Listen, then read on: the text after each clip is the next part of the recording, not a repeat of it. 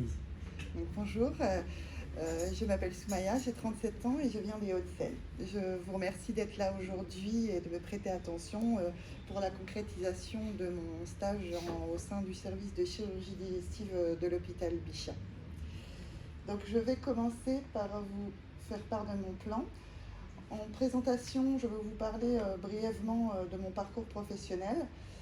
Puis je vous parlerai plus longuement de la structure dans laquelle j'ai effectué mon stage.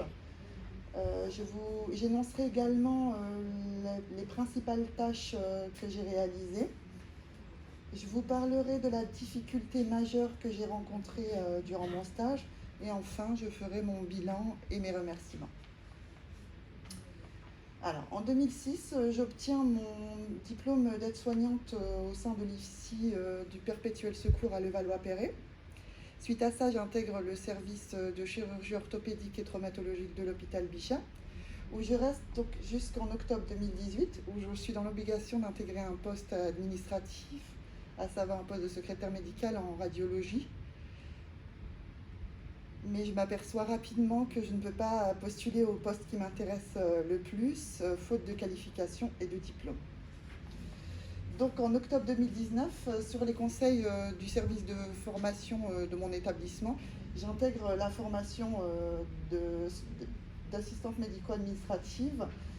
Et donc en stage, je suis dans le service de chirurgie digestive de mon établissement. Alors, l'hôpital Bichat-Claude-Bernard est un des 39 hôpitaux de l'assistance publique hôpitaux de Paris, donc de la PHP. Il fait partie du groupe hospitalier Hôpitaux universitaires Paris-Val-de-Seine. Et dans ce groupe hospitalier, il y a également l'hôpital Bretonneau, l'hôpital Beaujon et l'hôpital Louis-Maurier.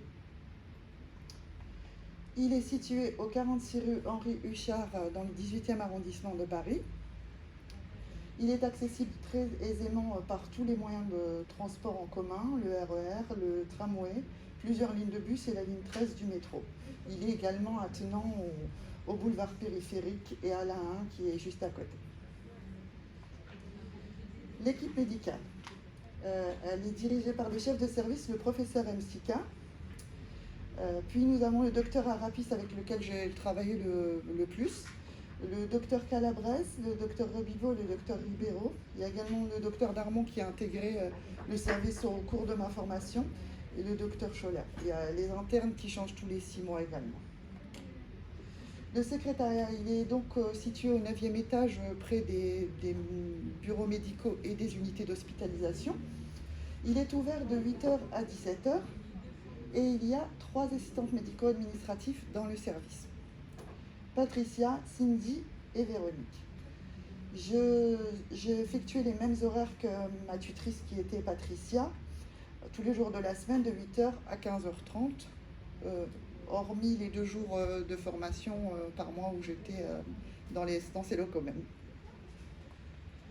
Voici un diagramme de l'activité chirurgicale sur les informations que le docteur Arapis m'a gentiment données. Donc la majeure partie de l'activité est représentée par la chirurgie bariatrique, puis beaucoup de hernies également, qu'elles soient hiatales ou ombilicales, puis certains cancers, puisque la majeure partie d'entre eux sont traités à l'hôpital Beaujon. Il y a également les abcès, les appendicites et diverses interventions du tube digestif.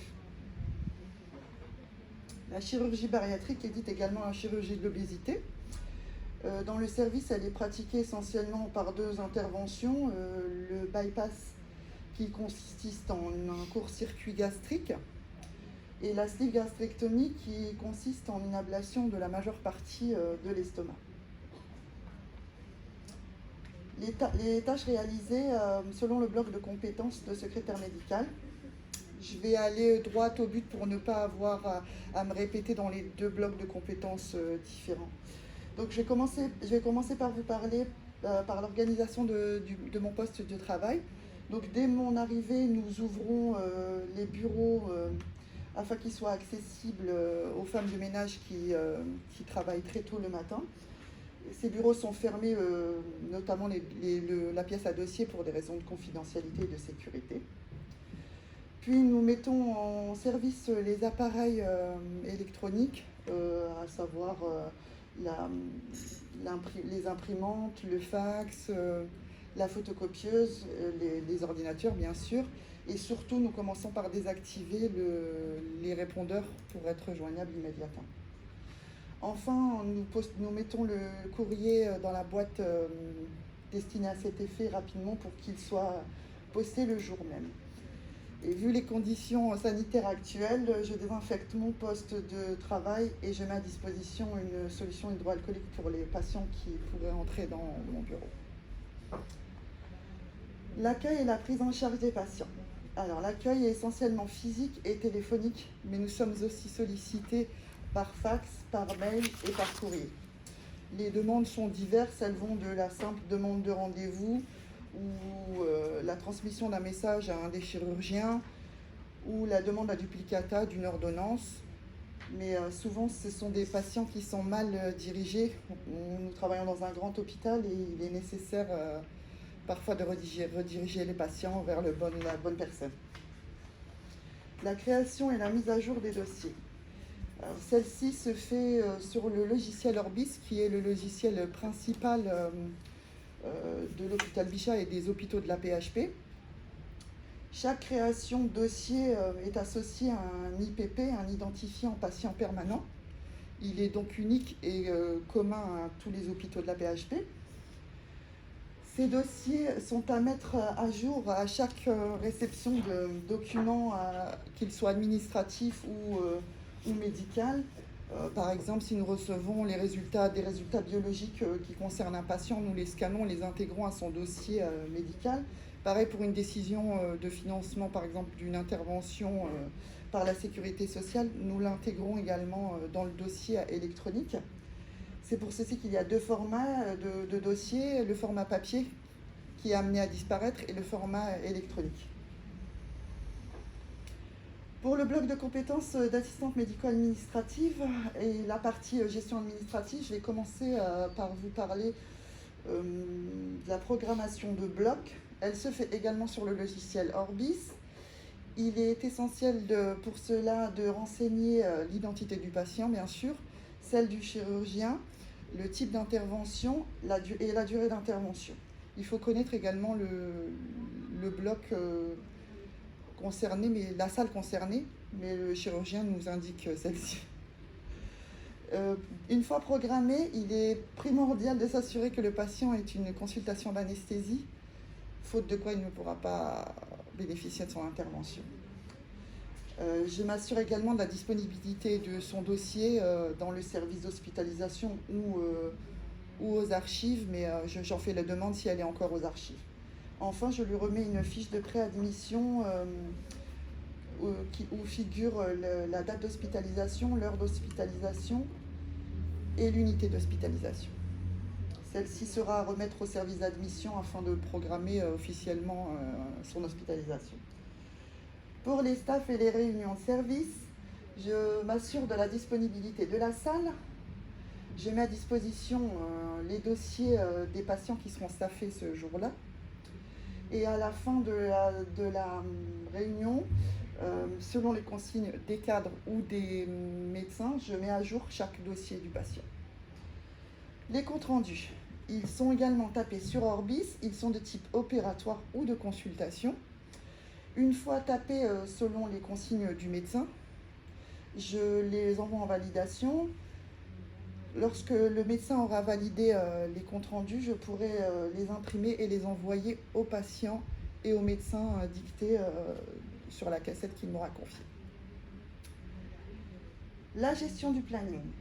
Elle m'incombe uniquement 3 semaines avant échéance. 3 semaines après, elle incombe au service de consultation.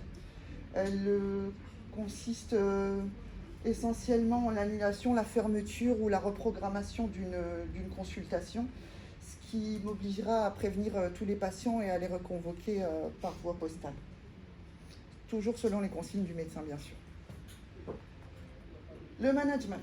Étant dans un hôpital public, le management est attribué que de rares fois à l'assistante médico-administrative. Nous avons des cadres de santé dont nous dépendons hiérarchiquement. Et du coup, je n'ai pas pu assister ni à des recrutements. Il n'y a pas eu de recrutement de secrétaire ou d'assistante médico-administrative. Donc j'ai juste pu encadrer et tutorer quelques élèves infirmiers, notamment dans la recherche de dossiers administratifs. Et je les ai beaucoup sensibilisés à l'identito-vigilance notamment. Et je les ai formés à la gestion de quelques outils informatiques propres à la PHP, style GDM. Ce sont des applications informatiques de l'hôpital. La gestion comptable de l'établissement. Pareil, je fais partie d'un établissement public et c'est très cloisonné. Je n'ai pas eu accès à ce genre de tâches. Il m'a été par contre donné l'occasion d'établir à plusieurs reprises des devis pour des patients étrangers sans couverture sociale. Donc pour ceci, je m'adresse au service d'admission et je leur donne l'identité du patient, l'identité du chirurgien, le motif d'hospitalisation, le nombre de jours d'hospitalisation et le type d'intervention. Une fois établi, je le transmets au patient et je le dirige au patient et au chirurgien et je le dirige pour le reste de la programmation de l'intervention. Difficultés rencontrées, solutions apportées. Je vais vous parler de la majeure difficulté que j'ai rencontrée durant mon stage, c'est la gestion des conflits. En effet, dès mon arrivée à mon poste, je me suis aperçue des conflits qui existaient entre les différentes assistantes médico-administratives. C'était très difficile au début. On a eu l'occasion d'en parler. Je me suis dit que j'y arriverais pas, que je finirais pas. Et au final, je pense que chaque personne a de bonnes qualités et qu'il fallait pas que je m'en mêle et que je tourne ça un peu à la dérision, ce qui a marché. Et j'ai eu, sur les conseils de Madame Lee, la cadre supérieure du service, j'ai mis en place un petit déjeuner avant la prise de poste qui a très bien fonctionné, qui nous a permis de passer un peu à autre chose. Et en surface, en tout cas, la communication a été rétablie. Voilà. Je sais que les problèmes sont plus profonds et qu'il y a d'autres problèmes. À mon avis, il y aura d'autres problèmes après, mais pour ma part, du coup, ça s'est beaucoup mieux passé pendant mon stage. Enfin, pour finir, je vous dirais que ce stage m'a permis de retrouver l'assurance que j'avais perdue. Je ne sais pas si c'est l'âge ou le fait de reprendre mes études, mais c'était très difficile pour moi, surtout que physiquement, ça ne se voit pas. Je suis quelqu'un qui parle beaucoup, facilement, du coup, ça ne se voit pas, mais j'ai retrouvé un peu d'assurance, ça m'a fait beaucoup de bien. Beaucoup d'autonomie aussi. Je me suis retrouvée seule à un moment pendant les vacances de Noël et la période de grève. Et j'ai très bien géré, je me suis sentie très à l'aise, j'étais fière de moi-même à ce moment-là. Et enfin, le docteur Arapis m'a proposé un poste qui n'est pas financé, qui n'existe pas, je crois. Mais c'était très flatteur et j'en suis ravie. Voilà. Enfin, je voudrais remercier Madame Patricia Minsa et toute l'équipe de chirurgie digestive de l'hôpital. Madame Isabelle Lee qui m'a permis d'intégrer au pied levé le service de chirurgie digestive. Toute l'équipe d'Ablis qui a toujours été là pour moi. Et surtout, ma chouchou, hein Madame Benoni, qui vraiment a fait preuve de beaucoup de patience et qui m'a aidée à chaque étape de la formation. Et je pense que c'était un moment où j'avais besoin d'être maternée moi-même. Et vraiment, ça m'a beaucoup touchée. Voilà, merci. Merci de m'avoir écoutée.